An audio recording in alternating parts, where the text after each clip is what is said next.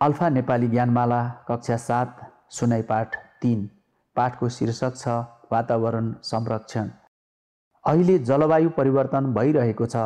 पृथ्वीको तापक्रम बढ्दै गइरहेको छ। गर्मीमा बढी गर्मी हुन थालेको छ। हिमालको हिउँ पग्लिएर पत्थर मात्र देखिन थालेको छ। जाडामा पनि असाध्यै जाडो हुने, आकाश नखुल्ने जस्ता समस्याहरू देखिन थालेका छन्।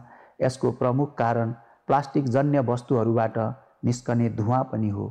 प्लास्टिक जलाउँदा वातावरणमा मात्र होइन, मानव स्वास्थ्यमा समेत गम्भीर असरहरू देखा पर्छन्।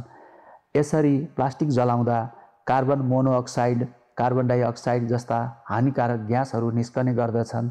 यस्तो धुवाँ वा ग्यास नाकमार्फत हाम्रो फोक्सोसम्म पुग्दा श्वास नलीको क्यान्सर, फोक्सोको क्यान्सर हुने तथा रगतमा सिसाको प्रवेश हुँदा विभिन्न गम्भीर समस्याहरू देखा पर्छन्। मानव स्वास्थ्यसँगै वायुमण्डलमा यस्ता ग्यासहरू रहँदा वरिपरिको वातावरण नै बिग्रन गई विभिन्न समस्याहरू देखा पर्न थालेका छन्। त्यसकारण प्लास्टिक जन्य पदार्थहरू जलाउन प्रतिबन्ध नै गर्नुपर्दछ। सकेसम्म प्लास्टिक जन्य वस्तुहरूको प्रयोगमा कमी ल्याउनु पर्दछ। प्लास्टिक झोलाका सट्टामा जुटका झोलाहरू प्रयोग गर्ने हो भने सो समस्यालाई कम गर्न सकिन्छ। प्लास्टिक जन्य फोहोरलाई पनि जलाउन नदिई पुनः प्रयोगमा ल्याउन सक्ने हो भने त झन् वातावरणलाई जोगाउन मद्दत पुग्दछ। यसप्रति सबै नागरिक सचेत हुनु जरुरी छ।